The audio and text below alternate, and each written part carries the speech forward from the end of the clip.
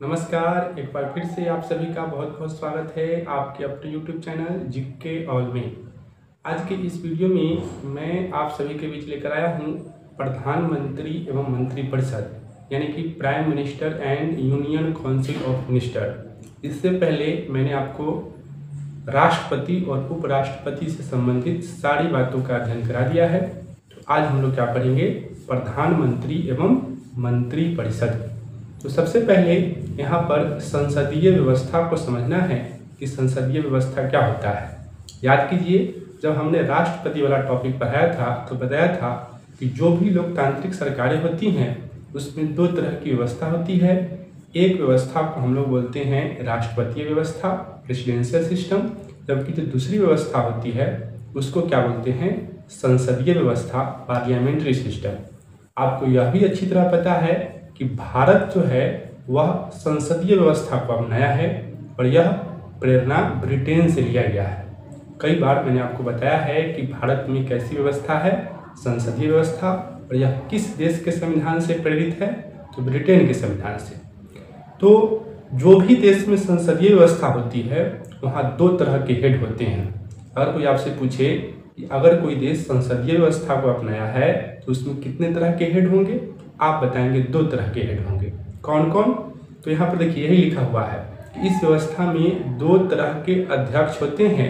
एक को नाम मात्र का कार्यकारी अध्यक्ष, जिसे कि इंग्लिश में बोलते हैं डी जियोर एग्जीक्यूटिव, या राज्य का प्रमुख यानी कि हेड ऑफ द स्टेट कहा जाता है। इससे क्या क्या सवाल निकला मैं आपको समझाता हूँ। देखिए, संसदीय व्यवस्था में कितने तरह के अध्यक्ष होते हैं? दो तरह के अध्यक्ष। पहला क्या बोलते हैं? पहला को बोलते हैं नाम मात्र का कार्यकारी अध्यक्ष। क्या बोलते हैं? नाम मात्र का कार्यकारी अध्यक्ष। इसी को इंग्लिश में क्या बोलते हैं? डी जियोर एग्जीक्यूटिव। एकदम इसको याद कर लेना है। डी जियोर एग्जीक्यूटिव का मतलब होता है नाम मात्र का कार्यकारी अध्यक्ष। इसी को हम लोग बोल सकते हैं राज्य का प्रमुख, यानी कि हेड ऑफ द स्टेट। ठीक है। और आप ये भी जानते हैं कि ये जो है हेड ऑफ द स्टेट जो भारत में है, ये कौन है? राष्ट्रपति है। यानी कि नाम मात्र का कार्यकारी अध्यक्ष कौन है? राष्ट्रपति। इसके बाद अब समझना है कि वास्तविक कार्यकारी अध्यक्ष कौन होता है। तो कोई अगर आपसे पूछे कि वास्तविक कार्यकारी अध्यक्ष क्या होता है, डी फैक्टो एग्जीक्यूटिव क्या होता है, आगे देखिए लिखा हुआ है वास्तविक कार्यकारी अध्यक्ष यानी कि डी फैक्टो एग्जीक्यूटिव। तो वास्तविक कार्यकारी अध्यक्ष जो होता है, डी फैक्टो एग्जीक्यूटिव जो होता है, ये होता है प्रधानमंत्री। कौन होता है? प्रधानमंत्री होता है। और इसको सरकार का प्रमुख कहा जाता है। क्या कहा जाता है? सरकार का प्रमुख, यानी कि हेड ऑफ द गवर्नमेंट। तो अभी तक हमने 2 4 5 बात आपको पढ़ाया। पहला कि संसदीय व्यवस्था में कितने तरह के अध्यक्ष होते हैं, तो दो तरह के अध्यक्ष होते हैं। कौन कौन? तो एक होता है नाम मात्र का कार्यकारी अध्यक्ष और दूसरा कौन होता है? वास्तविक कार्यकारी अध्यक्ष। नाम मात्र के जो कार्यकारी अध्यक्ष होते हैं उसे ही हम क्या बोल सकते हैं? उसे हम बोल सकते हैं राज्य का प्रमुख। क्या बोल सकते हैं? राज्य का प्रमुख। ठीक उसी तरह से जो वास्तविक कार्यकारी अध्यक्ष होते हैं इसको क्या बोल सकते हैं? तो इसको हम लोग बोल सकते हैं सरकार का प्रमुख। तो सरकार का प्रमुख कौन होता है? प्रधानमंत्री। और राज्य का प्रमुख कौन होता है? तो ये होता है राष्ट्रपति। तो ये सब बात आपको याद रखना है। तो अभी तक आपने क्या सीखा? आपने सीखा कि भारत में संसदीय व्यवस्था है तो यहाँ भी दो तरह के अध्यक्ष होंगे। एक होंगे राष्ट्रपति और एक होंगे प्रधानमंत्री। ये जो टॉपिक प्रधानमंत्री है क्यों आया आपको समझ में आ गया होगा। अगर भारत में संसदीय व्यवस्था नहीं होता तो फिर ये प्रधानमंत्री टॉपिक पढ़ने की आवश्यकता हमें नहीं होती। ठीक है। तो संसदीय व्यवस्था की वजह से भारत के संविधान में कौन सा पोस्ट आया? प्रधानमंत्री। अब थोड़ा सा और समझिए कि प्रधानमंत्री का पोस्ट और क्यों आया, क्यों इसकी आवश्यकता पड़ी। एक तो संसदीय व्यवस्था हो गया कारण, तो दूसरा देखिए, दूसरा है अनुच्छेद 53। और अनुच्छेद 53 को पढ़ने से पहले थोड़ा सा यहाँ पर भीमराव अंबेडकर क्या कहे हैं इसको समझना पड़ेगा। तो देखिए, प्रधानमंत्री के विषय में भीमराव अंबेडकर ने कहा है कि यदि राष्ट्रपति, अमेरिका के जो राष्ट्रपति होते हैं उनकी तुलना भारत में किसी से करनी हो तो वो कौन होते हैं? तो वो होते हैं भारत के प्रधानमंत्री। ठीक है, याद रखना है। अमेरिका में राष्ट्रपति, लेकिन भारत में कौन, प्रधानमंत्री। और ये तुलना किसने किया है, भीमराव अंबेडकर ने। तो ये स्टेटमेंट एग्जाम में पूछता है। देखिए स्टेटमेंट लिखा हुआ है कि हमारे संविधान के अंतर्गत किसी कार्यकारी को यदि अमेरिका की राष्ट्रपति से तुलना की जाए तो वह प्रधानमंत्री है, न कि राष्ट्रपति। तो यह स्टेटमेंट किसका है, तो यह है बाबा साहब भीमराव अंबेडकर का। तो ये स्टेटमेंट आपसे पूछेगा, आपको सिर्फ इतना याद रखना है कि अमेरिका की राष्ट्रपति से तुलना भारत के किस व्यक्ति को की गई है, तो भारत के प्रधानमंत्री की गई है। और यह तुलना किसने किया है, तो भीमराव अंबेडकर ने किया है। अब अनुच्छेद 53 का यहाँ से रिवीजन करते हैं हम लोग। अनुच्छेद 53 क्या कहता है। राष्ट्रपति वाला टॉपिक में मैंने आपको पढ़ाया ही था कि अनुच्छेद 53 में क्या है। फिर से एक बार इसको रिकॉल करते हैं। देखिए इसमें लिखा हुआ है कि संघीय कार्यपालिका की शक्तियाँ राष्ट्रपति में निहित होती है। राष्ट्रपति इन शक्तियों का प्रयोग अपने अधीनस्थों के माध्यम से करता है। ये बड़ा महत्वपूर्ण बात है। तो अगर आपसे ये पूछ ले कि अनुच्छेद 53 में क्या है, तो आप कहिएगा कि अनुच्छेद 53 में है कि भारत में जो कार्यपालिका है उसकी शक्तियाँ किस में निहित है, राष्ट्रपति में निहित है। ठीक है, एकदम याद रखना है। भारत में जो कार्यपालिका है इसकी शक्तियाँ किस में निहित है, राष्ट्रपति में। लेकिन ये जो शक्तियाँ हैं, ये जो पावर्स हैं, इन पावर्स का उपयोग राष्ट्रपति स्वयं नहीं करते हैं। किससे करवाते हैं, अपने अधीनस्थों के माध्यम से कराते हैं। तो ये जो अधीनस्थ है ये कौन है, वो आपके दिमाग में चलेगा ना कि राष्ट्रपति अपने पावर का उपयोग अधीनस्थों से करवाते हैं। तो ये अधीनस्थ आखिर है कौन, तो यही अधीनस्थ कौन है, यही अधीनस्थ है पीएम यानी कि प्राइम मिनिस्टर। और कौन, तो और है union council of minister. UCM मतलब यूनियन काउंसिल ऑफ मिनिस्टर, जिसको हिंदी में बोलते हैं मंत्री परिषद। तो ये जो अधीनस्थ है इसका मतलब आप समझ गए। अनुच्छेद 53 क्या कहता है कि राष्ट्रपति अपना शक्ति का प्रयोग अधीनस्थों के माध्यम से करेगा। और वो अधीनस्थ होगा कौन, तो आप दो बताएंगे, एक प्रधानमंत्री और दूसरा मंत्रिपरिषद। तो अब आपको एक क्लियर हो गया होगा कि भारत में प्राइम मिनिस्टर का पोस्ट क्यों है। तो पहला बात कि संसदीय व्यवस्था के कारण, और दूसरा अनुच्छेद 53 क्या कहता है कि राष्ट्रपति अपने अधीनस्थों के माध्यम से कार्य कराएगा। और वह अधीनस्थ कौन है, प्राइम मिनिस्टर और यूनियन काउंसिल ऑफ मिनिस्टर यानी कि मंत्रिपरिषद। तो अब हम लोग प्रधानमंत्री से संबंधित अनुच्छेदों को अच्छे से पढ़ते हैं। देखिए प्रधानमंत्री से जुड़ा हुआ मुख्य रूप से दो ही अनुच्छेद है, एक है अनुच्छेद 74 और दूसरा है 75। तो पहले हम लोग अनुच्छेद 74 की बात कर लेते हैं।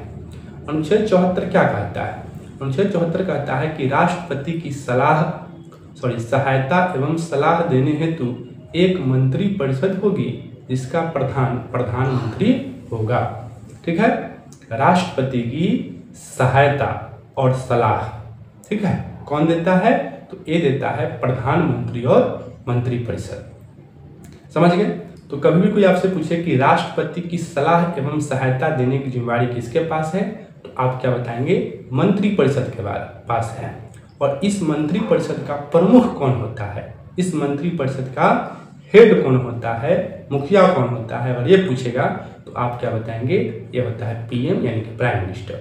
और यह बात किस अनुच्छेद में लिखा हुआ है, 74 में। तो 74 आप समझ गए होंगे, एक बार फिर से सुन लीजिए। अनुच्छेद 74 क्या कहता है कि राष्ट्रपति की सहायता एवं सलाह देने के लिए कौन है, मंत्रिपरिषद। और उस मंत्रिपरिषद का हेड कौन है, प्रधानमंत्री। यही बात अनुच्छेद 74 में। अब है थोड़ा सा यहाँ समझना होगा, 3 नोट देखिए लिखा हुआ है। जैसे क्या मूल संविधान में यह बात लिखा हुआ था कि राष्ट्रपति जो होगा वह प्रधानमंत्री और मंत्रिपरिषद की सलाह मानने के लिए बाध्यकारी होगा। इसको समझिए अच्छे से। अभी वर्तमान स्थिति यह है कि राष्ट्रपति को प्रधानमंत्री और मंत्रिपरिषद जो सलाह देता है, राष्ट्रपति वह बात मानने के लिए बाध्यकारी है, वह मानेगा ही मानेगा। लेकिन मूल संविधान में ऐसा नहीं था, आपको याद रखना है। मूल संविधान में राष्ट्रपति प्रधानमंत्री और मंत्रिपरिषद द्वारा दिए गए सलाह को मान भी सकता था और नहीं भी मान सकता था। वह उसके विवेक पर निर्भर करता था और उसको लगता था कि हमें प्रधानमंत्री और मंत्रिपरिषद की सलाह को मानना चाहिए तो वह मानता था, अगर उसको लगता था कि नहीं मानना चाहिए तो नहीं मानता था। तो यही बात नोट नंबर 1 में लिखा हुआ है कि मूल संविधान के अनुसार राष्ट्रपति प्रधानमंत्री एवं मंत्रिपरिषद की सलाह मानने के लिए बाध्यकारी नहीं था। अब 42वां CAA यानी कि कॉन्स्टिट्यूशनल अमेंडमेंट एक्ट, संविधान संशोधन, 42वां संविधान संशोधन इंदिरा गांधी की सरकार के समय हुई थी। और इस संविधान संशोधन में क्या किया गया कि राष्ट्रपति का जो पावर था उसको डाउन किया गया और प्रधानमंत्री और मंत्रिपरिषद के पावर को बढ़ा दिया गया। ठीक है, इसमें क्या कहा गया कि प्रधानमंत्री और मंत्रिपरिषद जो भी सलाह देंगे वह बात मानने के लिए राष्ट्रपति बाध्यकारी है, यानी कि उसको मानना ही पड़ेगा, उसके पास कोई ऑप्शन नहीं है। समझ गए? तो 42वां संविधान संशोधन में क्या कहा गया, इसमें कहा गया कि प्रधानमंत्री और मंत्रिपरिषद द्वारा दिए गए सलाह को मानने के लिए राष्ट्रपति बाध्यकारी है। तो अनुच्छेद 74 में यह संशोधन हुआ। ठीक है, फिर अनुच्छेद 74 में एक बार और संशोधन किया गया जब जनता पार्टी की सरकार है, और जनता पार्टी की सरकार ने 44वां संविधान संशोधन किया। कौन सा संविधान संशोधन? 44वां संविधान संशोधन। तो इसमें थोड़ा सा राष्ट्रपति को पावर बढ़ाया गया, लेकिन पहले जैसा पावर नहीं है। इसमें क्या कहा गया, तो इसमें ये कहा गया कि अगर प्रधानमंत्री और मंत्रिपरिषद कोई सलाह राष्ट्रपति को देता है और राष्ट्रपति को वह सलाह पसंद नहीं है तो वह एक बार रिटर्न कर सकता है, लेकिन केवल एक बार ही। ठीक है, अगर राष्ट्रपति को लगे कि यह बात अच्छा नहीं है, हमको इस सलाह को नहीं मानना चाहिए, तो वह सलाह क्या कर सकता है, रिटर्न कर सकता है। किसके पास? प्रधानमंत्री और मंत्रिपरिषद के पास। और अगर यही सलाह फिर दोबारा आए, सेम टू सेम आए या फिर कोई संशोधन होकर आए, लेकिन अगर वही सलाह फिर दोबारा आए तो राष्ट्रपति दोबारा उसको वापस नहीं कर सकता, अब इसको मानना पड़ेगा। तो ये कोई बहुत बड़ा पावर राष्ट्रपति को नहीं दिया गया। तो वर्तमान स्थिति यह है कि राष्ट्रपति जो है वह प्रधानमंत्री और मंत्रिपरिषद की सलाह मानने के लिए बाध्यकारी है। वह अधिकतम एक बार ही इस सलाह को वापस लौटा सकता है। तो अनुच्छेद 74 हमको लगता है कि स्पष्ट हो गया होगा कि अनुच्छेद 74 में क्या है। एक बार फिर से सुन लीजिए। अनुच्छेद 74 कहता है कि राष्ट्रपति की सलाह एवं सहायता देने के लिए क्या होगा, मंत्रिपरिषद होगा। और उस मंत्रिपरिषद का मुखिया कौन होगा, प्रधान कौन होगा, तो होगा प्रधानमंत्री। ठीक है, उसके बाद मैंने राष्ट्रपति का पावर बताया कि राष्ट्रपति प्रधानमंत्री और मंत्रिपरिषद की सलाह मानने के लिए बाध्यकारी है। वह अधिकतम कितने बार लौटा सकता है, एक बार ही लौटा सकता है। तो हमें लगता है कि आप इतना समझ गए होंगे। अब हम लोग बात करेंगे अनुच्छेद 75 की। अनुच्छेद 75 जो है यही प्रधानमंत्री से जुड़े हुए लगभग सभी बातों की व्याख्या करता है। प्रधानमंत्री की नियुक्ति हो, शपथ हो, वेतन भत्ता हो, जो भी है सब अनुच्छेद 75 में ही है। तो अब अनुच्छेद 75 को हम लोग अच्छे से पढ़ते हैं, बारी बारी से पढ़ते हैं कि इसमें और कौन कौन सब क्लॉज है। तो पहला सब क्लॉज है 75 का 1। तो सबसे पहले 75 की 1 की बात हम लोग करेंगे। अनुच्छेद 75 के 1 क्या कहता है कि प्रधानमंत्री की नियुक्ति राष्ट्रपति करेगा तथा अन्य मंत्रियों की नियुक्ति राष्ट्रपति प्रधानमंत्री की सलाह से करेगा। इसका मतलब क्या हुआ? इसका मतलब सिर्फ इतना हुआ, आपसे एग्जाम में डायरेक्ट सवाल आएगा कि प्रधानमंत्री की नियुक्ति कौन करता है, तो आप कहेंगे कि राष्ट्रपति करता है।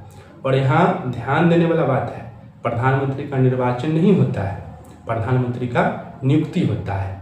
आपसे एग्जाम में सवाल पूछेगा कि प्रधानमंत्री का होता है, ऑप्शन ए में दे देगा नियुक्ति, बी में दे देगा निर्वाचन, सी में दे देगा मनोनयन और डी में दे देगा इनमें कोई नहीं। तो आप क्या बनाएंगे? आप नियुक्ति बनाएंगे। दिमाग कहेगा कि निर्वाचन होता है, आपको ऐसा लगेगा कि जैसे मोदी जी अभी प्रधानमंत्री है तो वो निर्वाचित होकर गए हैं, तो निर्वाचित होकर वो सांसद बने थे। ठीक है, प्रधानमंत्री बनने के लिए निर्वाचन वाला बात नहीं है, वो नियुक्ति वाला बात है। तो हमेशा याद रखना है कि प्रधानमंत्री की क्या होती है, नियुक्ति होती है, निर्वाचन नहीं होता है। ठीक है, और ये नियुक्ति कौन करता है? राष्ट्रपति करता है। अब आगे क्या है? अन्य मंत्री, और भी बहुत सारा मंत्री होता है, जैसे रक्षा मंत्री, शिक्षा मंत्री, गृह मंत्री, कपड़ा मंत्री, बहुत सारा मंत्री है। तो अन्य मंत्री जो है उसकी नियुक्ति कौन करता है? तो राष्ट्रपति ही करता है, लेकिन खुद नहीं, प्रधानमंत्री की सलाह से करता है। ठीक है, तो दो तरह की बात हो गया। पूछेगा आपसे कि प्रधानमंत्री की नियुक्ति कौन करता है, तो राष्ट्रपति। अन्य मंत्री की नियुक्ति कौन करता है, तो ये भी राष्ट्रपति ही करता है, लेकिन किसके सलाह से? प्रधानमंत्री की सलाह से। ठीक है, और ये बात किस अनुच्छेद में लिखा हुआ है? तो 75 के 1 में लिखा हुआ है। तो 75 के एक में अगर आप एक शब्द याद रखना चाहते हैं तो याद रख लीजिए प्रधानमंत्री और मंत्रिपरिषद की नियुक्ति। ठीक, तो ये हो गया 75 का एक। अब सवाल यह उठता है कि राष्ट्रपति प्रधानमंत्री की नियुक्ति करता है तो वह किसको प्रधानमंत्री नियुक्त करेगा? ऐसा तो नहीं है कोई किसी को नियुक्त कर देगा, है ना। और वैसा होता तो हमको ही नियुक्त कर लेता हो या आपको नियुक्त कर लेता।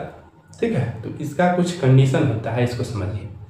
देखिए, प्रधानमंत्री की जो नियुक्ति होती है वह राष्ट्रपति के द्वारा होती है, यह बात स्पष्ट है। लेकिन किसको राष्ट्रपति प्रधानमंत्री नियुक्त करेगा तो इसमें दो तरह की बात है। पहला कि राष्ट्रपति बहुमत दल के नेता को पीएम नियुक्त करता है। ठीक है, बहुमत दल का जो नेता होता है उसी को राष्ट्रपति क्या करता है? पीएम नियुक्त करता है, प्रधानमंत्री नियुक्त करता है। अब ये बहुमत दल का नेता का मतलब क्या हुआ, इसको समझिए। ये देखिए, अगर कोई पार्टी है, कोई दल है, दल को इंग्लिश में पार्टी बोलते हैं, तो कोई दल है और वह कम से कम 272 सीट ले आया हो लोकसभा के चुनाव में। कितना? 272। यही है भारत में 272 सीट जिस पार्टी को होगा, है ना, लोकसभा में, वह बहुमत में रहेगी। ठीक है, तो बहुमत दल के नेता के मतलब कि अगर किसी पार्टी के पास 272 सीट है तो वह पार्टी का जो नेता होगा उसको राष्ट्रपति क्या करेंगे? प्रधानमंत्री नियुक्त कर लेंगे। ठीक है, लेकिन कभी कभी ऐसा होता है कि 272 सीट नहीं आता है, तो उस समय खंडित बहुमत हो गया, है ना। इसको हम लोग क्या बोलते हैं? खंडित बहुमत। अगर 272 सीट है या इससे अधिक सीट है तो इसको बोलते हैं स्पष्ट बहुमत। क्या बोलते हैं? स्पष्ट बहुमत। ठीक है, लेकिन अगर 272 से एक सीट भी कम है तो इसको खंडित बहुमत बोला जाता है। तो अगर खंडित बहुमत है तब क्या होगा? तब राष्ट्रपति क्या करते हैं, जो सबसे बड़ी पार्टी होती है, ठीक है, उसमें का जो नेता होता है उसको प्रधानमंत्री नियुक्त कर सकते हैं। एक यह स्थिति है, नहीं तो गठबंधन दल के नेता। ठीक है, जैसे इस बार जो मोदी जी प्रधानमंत्री बने हैं, आप सभी जानते हैं कि बीजेपी के नेता है और बीजेपी को इस बार कितना सीट आया है? 240 सीट आया है। ठीक है, अकेले बीजेपी को 240 सीट आया है। तो राष्ट्रपति अगर चाहती द्रौपदी मुर्मू तो बीजेपी को डायरेक्ट मोदी जी को, मतलब सबसे बड़ी पार्टी हो गई है तो सबसे बड़ी पार्टी के रूप में मोदी जी को पीएम नियुक्त कर देते। लेकिन ऐसा नहीं हुआ है। क्या हुआ है? गठबंधन हुआ था, है ना। मोदी जी अन्य पार्टियों के साथ गठबंधन किए थे। बीजेपी का गठबंधन जो है एनडीए के रूप में था, जिसमें कि नीतीश कुमार का जेडीयू हो गया, चंद्रबाबू नायडू का पार्टी था, चिराग पासवान का पार्टी था। तो ये सब मिलाकर 272 से अधिक इनका बहुमत हो गया।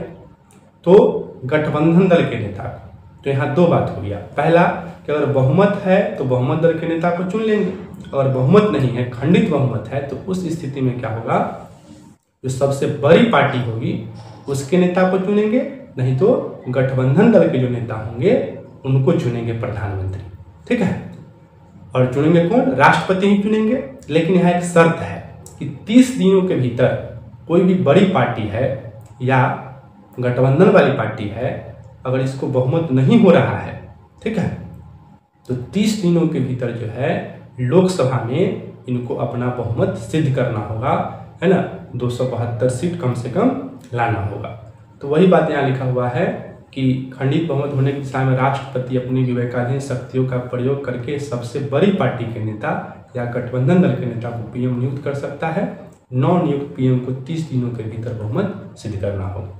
तो हमको लगता है कि बात आप समझ गए होंगे। फिर से एक बार सुन लीजिए, अनुच्छेद 75 का एक क्या कहता है? 75 का एक कहता है कि प्रधानमंत्री की नियुक्ति राष्ट्रपति करेंगे और अन्य मंत्री की नियुक्ति राष्ट्रपति प्रधानमंत्री की सलाह से करेंगे। अब है कि राष्ट्रपति प्रधानमंत्री किसको नियुक्त करेंगे? जो बहुमत दल का नेता होगा उसको करेंगे। अगर बहुमत नहीं है, स्पष्ट बहुमत नहीं है, तब किसको? तो सबसे बड़ी पार्टी के नेता को, नहीं तो गठबंधन दल के नेता को। और सबसे बड़ी पार्टी के नेता को नियुक्त करे या गठबंधन दल के नेता को नियुक्त करे, 30 दिनों के भीतर जो है लोकसभा में उनको अपना बहुमत सिद्ध करना होगा। और ये बहुमत का आंकड़ा कितना है? 272। यही जादुई आंकड़ा है। जिस भी पार्टी को या गठबंधन वाली पार्टी को 272 सीट आ जाएगा लोकसभा में, उसका जो होंगे नेता वो क्या बनेंगे? प्रधानमंत्री बनेंगे। तो ये हो गया अनुच्छेद 75 का एक। अब एक सवाल और है कि राष्ट्रपति जो है प्रधानमंत्री की सलाह से मंत्रियों की नियुक्ति करते हैं, अन्य मंत्रियों की नियुक्ति करते हैं। तो अब सवाल है कि कितने मंत्रियों को नियुक्त करेंगे, है ना। तो ये अच्छा सवाल है, कितने मंत्रियों को नियुक्त करेंगे। तो मूल संविधान में कोई लिमिटेशन नहीं था।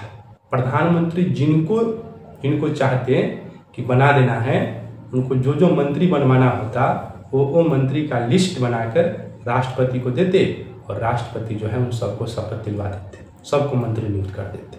ठीक है, तो ये तो अच्छा नहीं था। प्रधानमंत्री को अगर मन होता कि किसी को गाय मंत्री बनाना है तो किसी को गाय मंत्री बना देते, किसी को भैंस मंत्री बना देते, किसी को बकरी मंत्री बना देते, है ना। तो इसमें एक लिमिटेशन लाया गया और 75 जो अनुच्छेद था उसमें एक और क्लॉज जोड़ा गया 75(1) के ए। ठीक है, इसमें क्या कहा गया कि मंत्री परिषद में मंत्रियों की कुल संख्या जो होगी पीएम को शामिल करते हुए लोकसभा के कुल सदस्यों का 15% से अधिक नहीं हो सकता, है ना। यह बात 91वां संविधान संशोधन 2003 के तहत आया गया, जबकि मूल संविधान में कोई लिमिटेशन नहीं था। आप समझ गए होंगे। एग्जाम में सवाल कैसे पूछेगा, एग्जाम में पूछेगा कि प्रधानमंत्री सहित मंत्री परिषद में कुल कितने मंत्री हो सकते हैं। तो लोकसभा के जो कुल सदस्य हैं, है ना, लोकसभा के कुल सदस्य कितना है 543, है ना, आपको याद रखना है। लोकसभा में वर्तमान समय में अभी 543 सदस्य हैं।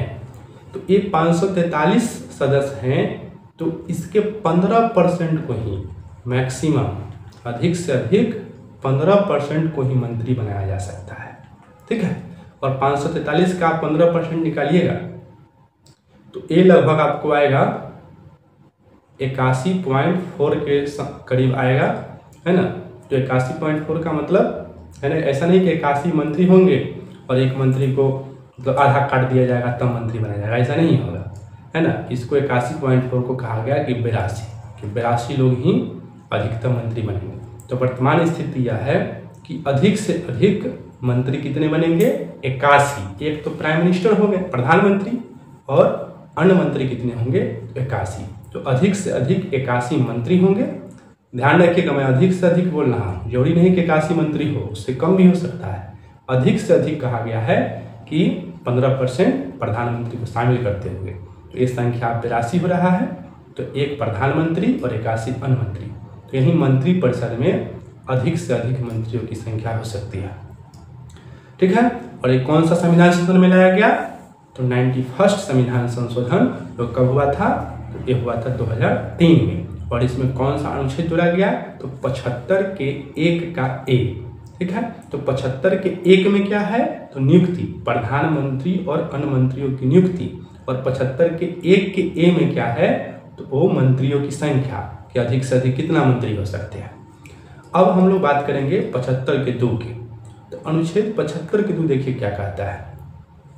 75 के 2 कहता है कि सभी मंत्री राष्ट्रपति के प्रसाद पर्यंत पद धारण करेंगे। किसी भी मंत्री को राष्ट्रपति पीएम की सलाह पर कभी भी हटा सकते हैं। देखिए, अनुच्छेद 75 के 2 और 75 के 3 एक साथ समझिए। कोई पूछे आपसे कि 75 के 2 में क्या है, तो आप कहिएगा इसमें व्यक्तिगत उत्तरदायित्व है। क्या है, व्यक्तिगत उत्तरदायित्व या फिर निजी उत्तरदायित्व। ठीक है, पर्सनल रिस्पॉन्सिबिलिटी इसको इंग्लिश में बोलेंगे। ठीक है, ये 75 के 2 में अभी समझेंगे हम लोग कि क्या होता है निजी उत्तरदायित्व, व्यक्तिगत उत्तरदायित्व। तो 75 के 2 में आप याद रखिए क्या, व्यक्तिगत उत्तरदायित्व। और 75 के 3 में क्या है, तो 75 के 3 में है सामूहिक उत्तरदायित्व, यानी कि कलेक्टिव रिस्पॉन्सिबिलिटी। अब समझते हैं कि पर्सनल रिस्पॉन्सिबिलिटी क्या होता है, निजी उत्तरदायित्व क्या होता है, और सामूहिक उत्तरदायित्व क्या होता है, कलेक्टिव रिस्पॉन्सिबिलिटी क्या होता है। तो देखिए 75 के 2 कहता है कि सभी मंत्री राष्ट्रपति के प्रसाद पर्यंत पद धारण करेंगे। यानी कि कोई भी मंत्री है वो तब तक ही मंत्री रहेगा जब तक राष्ट्रपति चाहेंगे। राष्ट्रपति को जब मन होगा तब वो उस मंत्री को उस पोस्ट से हटा सकते हैं। लेकिन यहाँ ध्यान रखना है कि राष्ट्रपति अपना मन से नहीं, वो प्रधानमंत्री की सलाह से। प्रधानमंत्री उनको सलाह देंगे कि आप रक्षा मंत्री को हटा दीजिए, तो राष्ट्रपति क्या करेंगे, रक्षा मंत्री को हटा देंगे, बर्खास्त कर देंगे। ठीक है, तो यही हुआ व्यक्तिगत उत्तरदायित्व। ठीक है, एक मंत्री हट गया, वहां पर उस पद पोस्ट की रिक्तता उत्पन्न हो गई। क्या उत्पन्न हो गई, रिक्तता। प्रधानमंत्री फिर कहेंगे कि आप फलाने व्यक्ति को ये मंत्री बना दीजिए, तो उस पोस्ट को फिर राष्ट्रपति भर देंगे, फिर उस मंत्री की नियुक्ति हो जाएगी। तो ये हो गया 75 के 2। ठीक है, प्रसाद पर्यंत समझे कि नहीं समझे, तब जब तक वो चाहेगा तब तक ही रहना है, वो नहीं चाहेंगे तो फिर बात खत्म है। ये हो गया 75 के 2। अब 75 के 3 बड़ा महत्वपूर्ण है।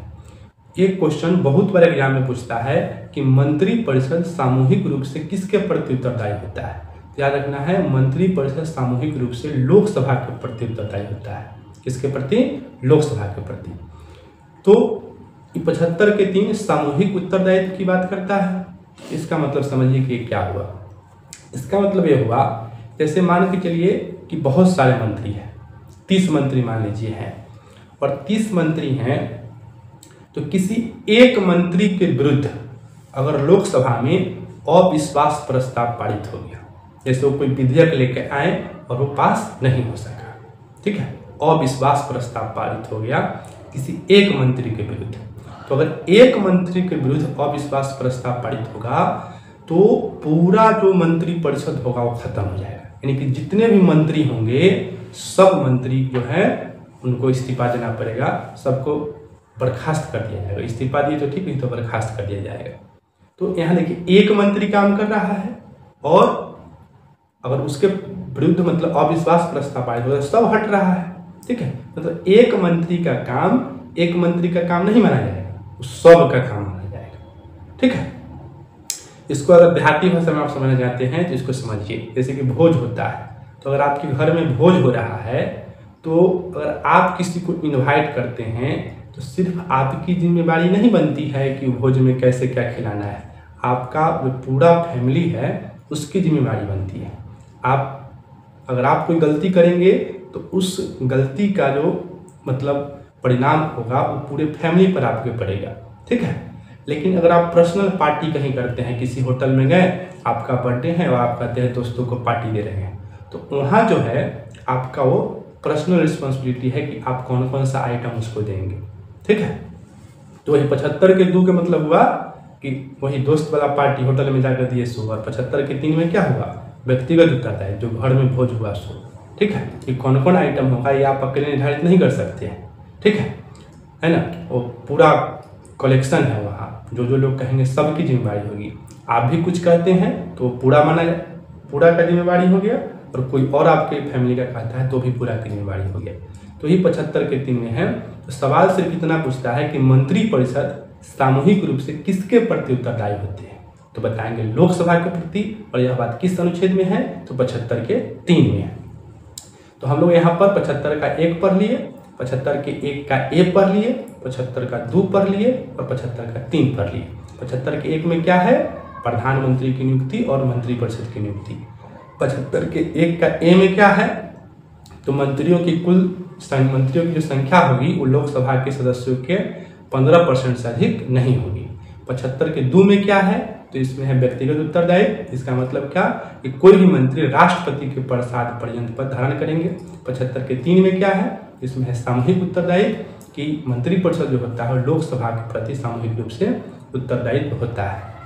ठीक है, तो ये हो गया 75 के 3। अब हम लोग बात करेंगे अनुच्छेद 75 के 4 की, कि 75 के 4 में क्या है। तो अनुच्छेद 75 के 4 जो है, इसमें शपथ का चर्चा है। आपसे पूछेगा कि प्रधानमंत्री और अन्य मंत्री जो होते हैं उनका शपथ किस अनुच्छेद में है, तो कौन सा अनुच्छेद में है, 75 के 4 में है।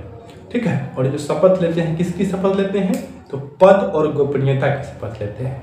याद रखना है, एग्जाम में डायरेक्ट सवाल पूछा जाता है कि प्रधानमंत्री या फिर अन्य मंत्री किन बातों की शपथ लेते हैं। ठीक है, तो इसमें 2 शब्द है, एक है गोपनीयता, दूसरा है पद एवं गोपनीयता की शपथ। और ये जो पद और गोपनीयता की शपथ है, इसमें क्या क्या बोला जाता है वाक्य, इसको मैंने नीचे लिख दिया है। अच्छी लेवल के एग्जाम में ऐसा सवाल पूछ देता है।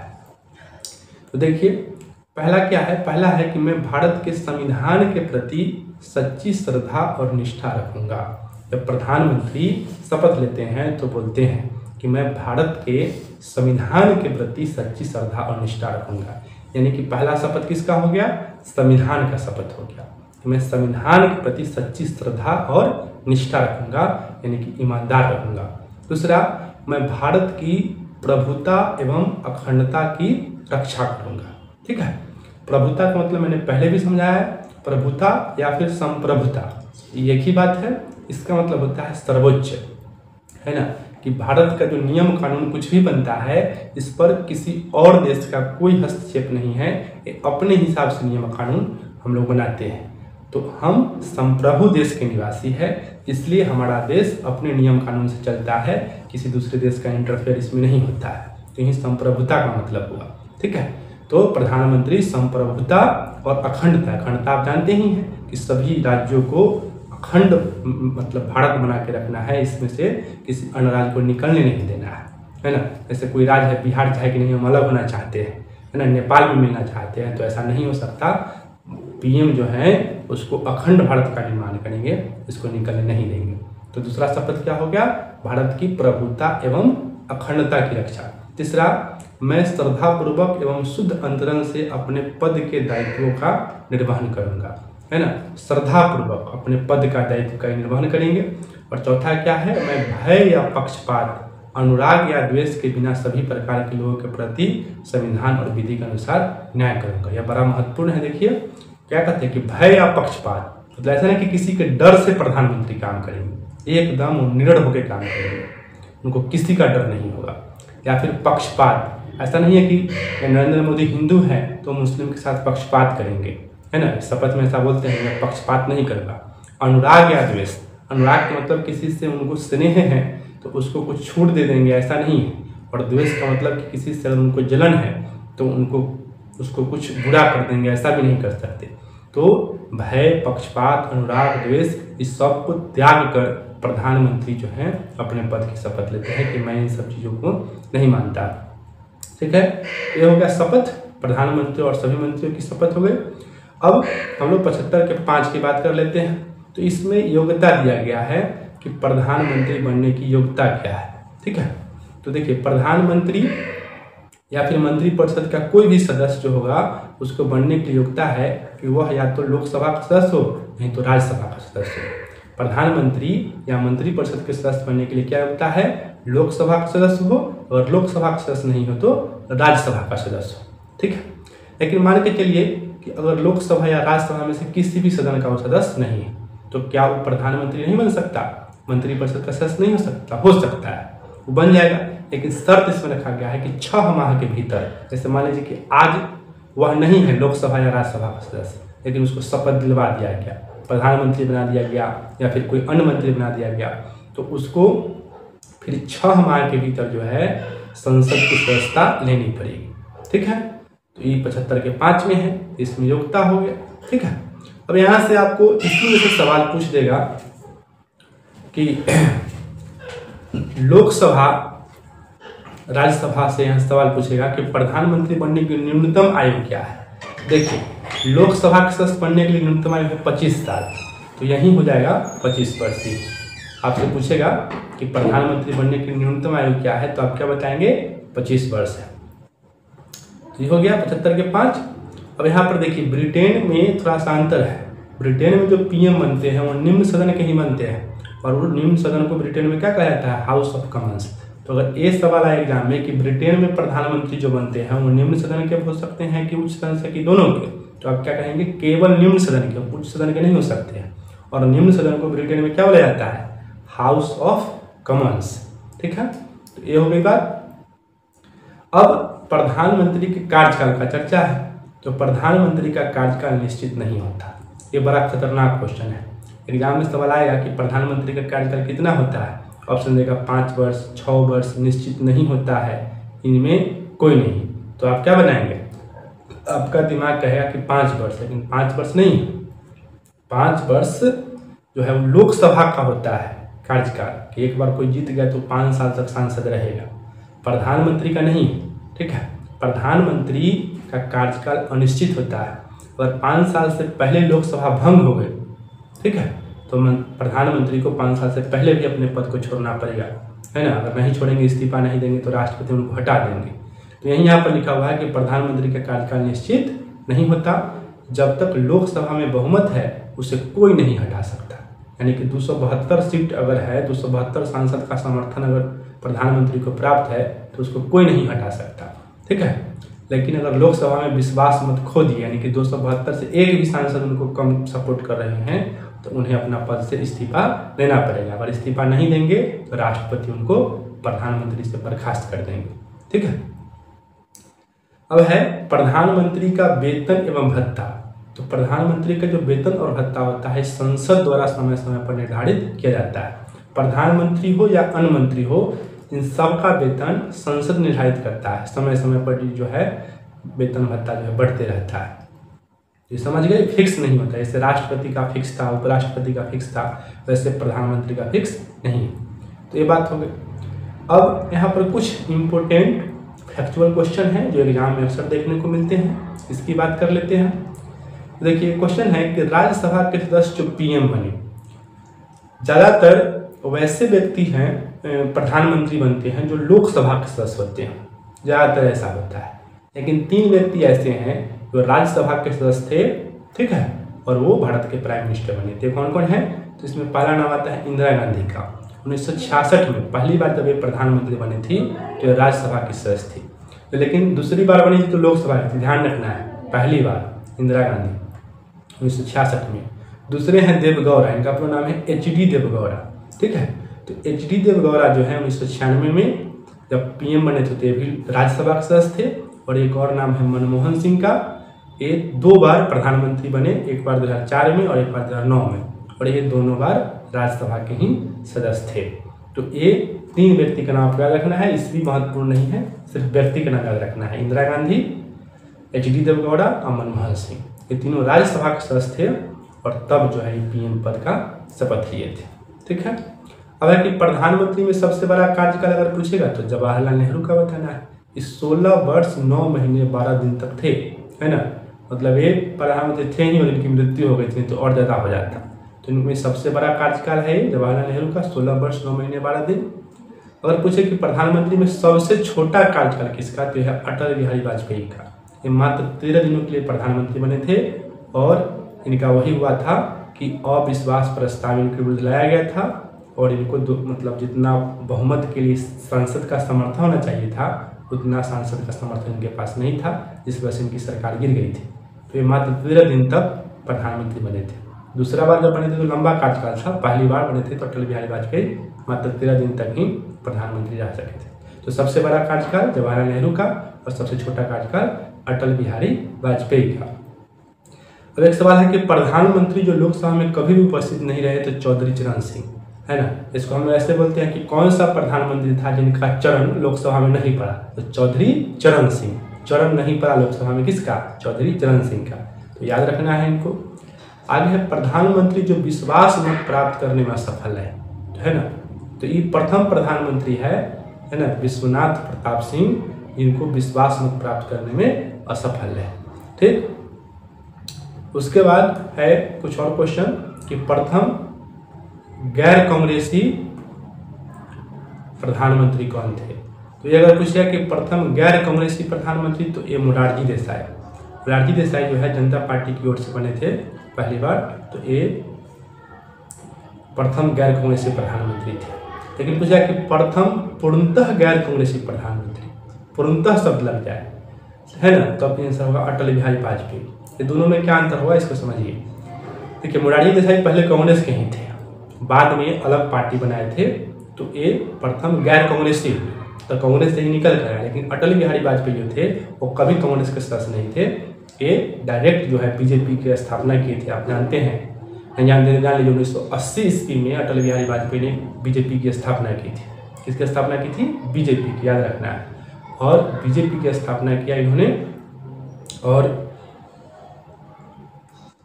एक प्रथम गैर कांग्रेसी प्रधानमंत्री बने, पूर्णतः गैर कांग्रेसी प्रधानमंत्री। तो दोनों में अंतर समझ में आ गया होगा। आगे कि प्रधानमंत्री पद से इस्तीफा देने वाले प्रथम व्यक्ति, तो यही है मोरारजी देसाई। इस सबसे पहले प्रधानमंत्री पद से इस्तीफा दिए थे, ठीक। फिर पूछा कि सबसे युवा प्रधानमंत्री तो है राजीव गांधी, है ना। इंदिरा गांधी की हत्या हुई थी 1984 ईस्वी में, इसके बाद जो है राजीव गांधी को प्रधानमंत्री बनाया गया था, तो ये सबसे युवा प्रधानमंत्री बने। जबकि सबसे उम्रदराज अगर पूछेगा कि सर्वाधिक उम्र में कौन बने हैं, तो यह मोरारजी देसाई, ठीक है। तो सर्वाधिक उम्रदराज मोरारजी देसाई और सबसे युवा राजीव गांधी। और महिला प्रधानमंत्री आपको पता ही है, पहली महिला प्रधानमंत्री कौन थी, ये थी इंदिरा गांधी। थोड़ा सा और है, इस टॉपिक को हम लोग आज खत्म कर लेंगे, इसका कोई दूसरा पार्ट नहीं आएगा। फिर आगे है कि प्रधानमंत्री बनते समय किसी भी सदन का सदस्य नहीं थे। तो कौन किसी सदन का सदस्य नहीं थे, पीवी नरसिम्हा राव, ठीक है। ये जब प्रधानमंत्री बने थे तो किसी भी सदन का सदस्य नहीं थे, बाद में उन्हें सदस्यता ग्रहण किया था, ठीक है।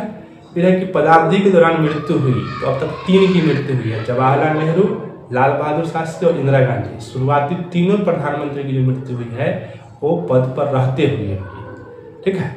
आप इसको ट्रिक से याद कर सकते हैं। देखिए तीनों हिंदू थे, और हिंदू धर्म में कोई व्यक्ति मरता है तो उसको क्या किया जाता है, जलाई जाती है।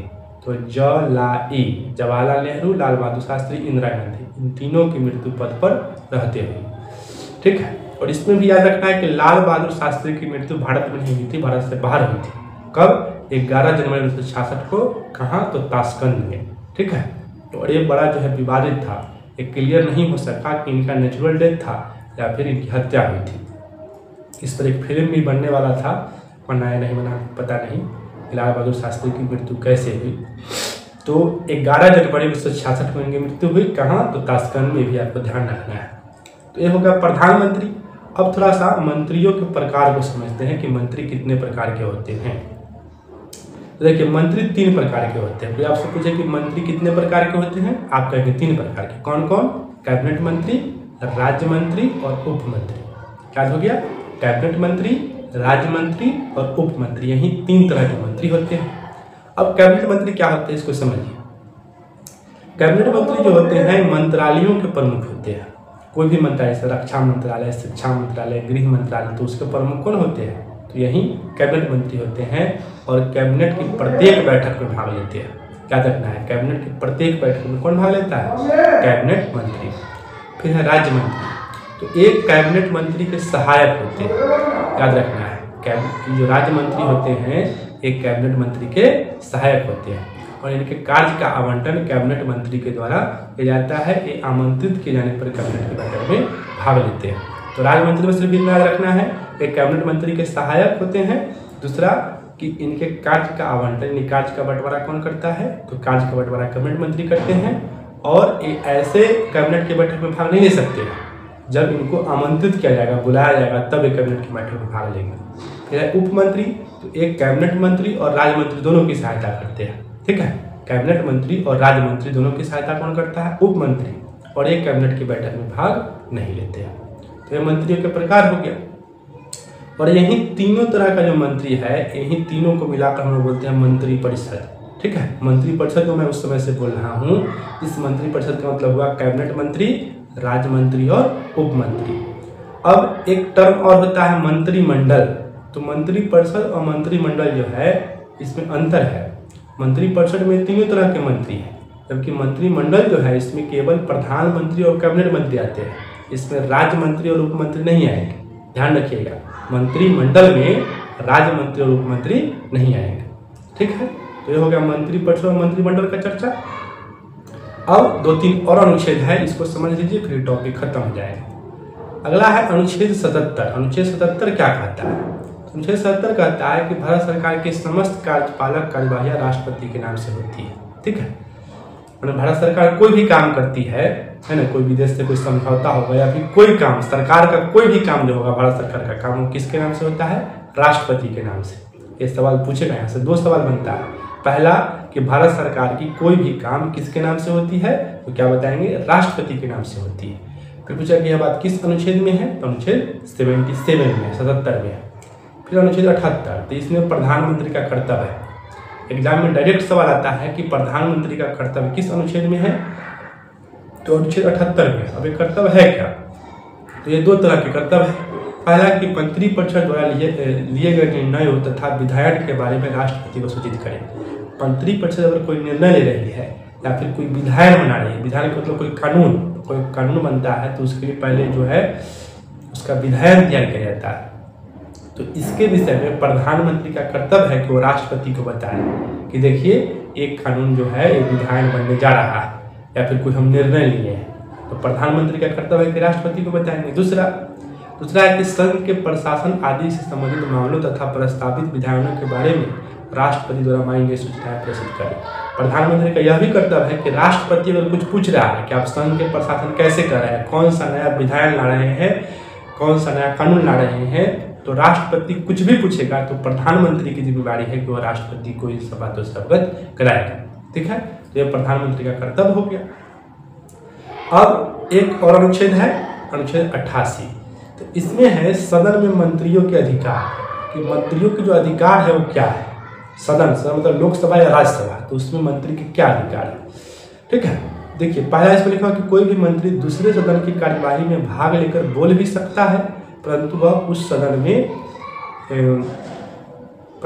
मत उस सदन में देगा जिसका वह सदस्य। इसका मतलब क्या हुआ? इसका मतलब यह हुआ कि जैसे अगर कोई व्यक्ति लोकसभा का सदस्य है, ठीक है, और वो चाह रहा है कि हम राज्यसभा की कार्यवाही में भाग लें, तो भाग ले सकता है कि नहीं ले सकता है? तो इसका जवाब है कि भाग ले सकता है। इसका उल्टा भी सत्य है कि राज्यसभा का सदस्य है, वो चाहता है कि लोकसभा की कार्यवाही में भाग ले, तो भाग ले सकता है। तो एक सदन का व्यक्ति दूसरे सदन की कार्यवाही में भाग ले सकता है। अब सवाल यह है कि क्या वह बोल सकता है? तो हाँ, मंत्री जो है वह दूसरे सदन में जाकर बोल भी सकता है, लेकिन वोट नहीं डाल सकता। दूसरे सदन में जाकर उसको वोट डालने का अधिकार नहीं है। वोट केवल वह अपने ही सदन में देगा। अगर लोकसभा के सदस्य है तो वह लोकसभा में मतलब मत देगा, और राज्यसभा का सदस्य है तो राज्यसभा में मत देगा। तो ये मंत्री का मतलब पावर हो गया सदन में। ठीक है, दूसरा कि अगर संयुक्त अधिवेशन हो रहा है ना, मैंने आपको पढ़ाया था कि अनुच्छेद 108 लोकसभा और राज्यसभा के संयुक्त अधिवेशन की बात करता है। तो अगर संयुक्त अधिवेशन है तो उस स्थिति में क्या होगा? उस स्थिति में भी वही बात है कि मंत्री उसमें हिस्सा लेगा, बोलेगा भी, लेकिन वहाँ भी वोटिंग का अधिकार उसके पास नहीं है। ठीक, और तीसरा एक और कंडीशन है, संसदीय समिति। कुछ मंत्री को किसी संसदीय समिति का भी सदस्य न दिया जाता है। संसदीय समिति क्या होता है इसको हम लोग आने वाले वीडियो में देखेंगे। जैसे कुछ समिति का नाम मैं आपको बोल देता हूँ, प्राक्कलन समिति एक होता है लोक लेखा समिति, है ना, सरकारी उपक्रमों की समिति। तो ये सब संसदीय समिति है। तो अगर कोई मंत्री किसी संसदीय समिति का सदस्य है तो वह वहाँ मतलब उसकी कार्यवाही में भाग लेगा, बोलेगा भी, लेकिन फिर मत देने का अधिकार नहीं है। ठीक, तो याद सिर्फ इतना रखना है कि सदन में मंत्रियों का अधिकार अनुच्छेद 88 में है, और वोटिंग जो है वह केवल अपने ही सदन में दे सकता है, दूसरे सदन में नहीं दे सकता है। संसदीय समिति हो, संयुक्त अधिवेशन हो या दूसरा सदन हो, उसमें उसको वोटिंग का अधिकार नहीं है ना, बोलने का अधिकार है और कार्यवाही में भाग लेने का अधिकार है। तो ये हो गया अनुच्छेद 88। तो यहाँ पर हमने प्रधानमंत्री और मंत्रिपरिषद टॉपिक को कंप्लीट कर लिया। ज़्यादा मतलब मज़ा नहीं आता होगा आपको, लेकिन ये सब क्वेश्चन डायरेक्ट एग्जाम में देखने को मिलता है। भारतीय संविधान टॉपिक है, तो इसको आप लोग अच्छे से पढ़िए, नोट्स बनाइए। ठीक है, और कोई कन्फ्यूजन हो तो उसको कमेंट बॉक्स में बताइए। मिलते हैं फिर नए वीडियो के साथ, तब तक के लिए धन्यवाद। जय हिंद, जय भारत।